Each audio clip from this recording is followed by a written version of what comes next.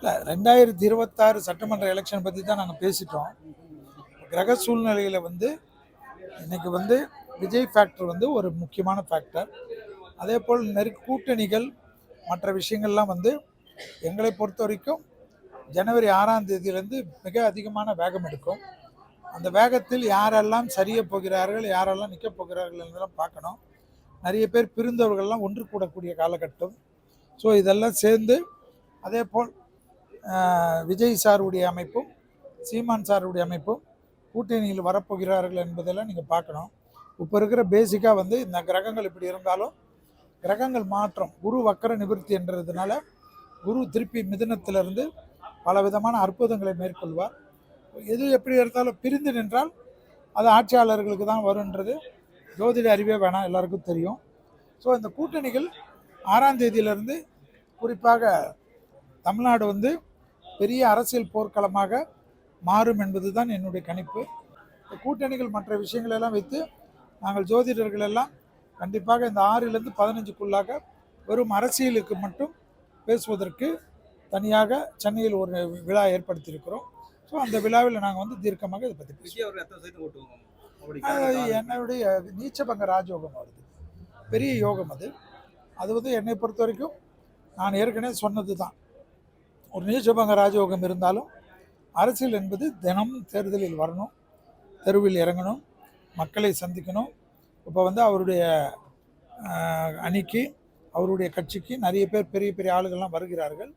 அதெல்லாம் அவர் சரியாக நிர்வகிக்கணும். ஏன்னா கடகராசிக்கு என்ன பிரச்சனைனா 2இல் கேது, 8இல் ராகு இருக்கிறது. கூட இருக்கிறவங்க அவரை அணுகாமல் வச்சு, இப்போ செங்கோட்டையன், உங்கள் மாவட்டத்திலே செங்கோட்டையன் இருக்கார், வலிமைமிக்க தலைவர். அவர் என்னுடைய நெருங்கிய நண்பர்.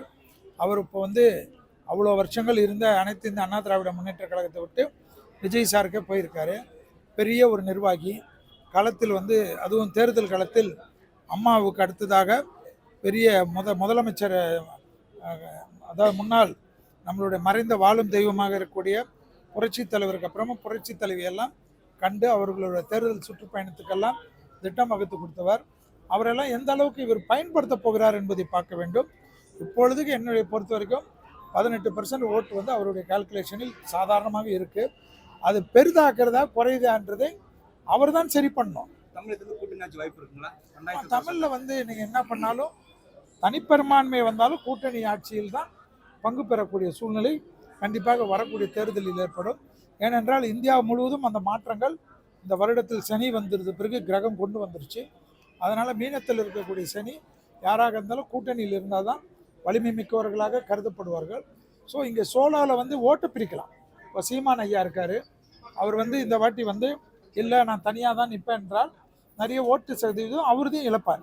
அதனால தான் நான் நண்பர் அவர். அதனால தான் அவர் எந்த கூட்டணியிலும் போட்டோம். நான் பாரதிய ஜனதா கட்சியில் இருக்கிறனால என் கூட்டணிக்கு வரணும்னு நான் சொல்ல. ஆனால் கூட்டணி இல்லாமல் இந்த தடவை தனியாக களம் கால்வார் வேண்டுமானால் ஸ்பாய்லர்களாக இருக்கலாம்.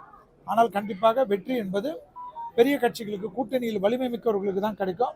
இதுதான் உண்மையான அமைப்பு. ஆனால் இந்த கிரகம் தனியாக நிற்கிறதா இல்லையான்றது வரக்கூடிய காலகட்டம் என்னை பொறுத்தவரைக்கும் ஜனவரி 6ஆம் தேதியிலிருந்து தான் அதனுடைய வேகம் தரும். எப்படி இருக்கும்? மாற்றங்கள் இருக்காது. 1ஆம் தேதி 2ஆம் தேதியே ட்ரம்ப் போரை பிரகடனப்படுத்தி விட்டார், போர் செய்துட்டாரு, போரை டிக்ளேர் பண்ணிட்டாரு. ஒரு அதிபரை பிடிச்சிட்டு போயிட்டாரு. இப்போ அதுக்கு உண்டான போர் மேகங்கள் நான் ஏற்கனவே சொன்னது தான். 35% தான் உலகத்தில் நல்லது நடக்கும், 65% கெட்டது தான் நடக்கும். ஆனால் இதுவும் கடந்து போகும் என்பதை போல் உலகம் பார்த்து கொள்ள வேண்டும். போர் மேகங்கள், பஞ்சபூதத்தால் சேதங்கள், எல்லா விதத்திலும் பாதிப்புகள் நிச்சயமாக ஏற்படும்.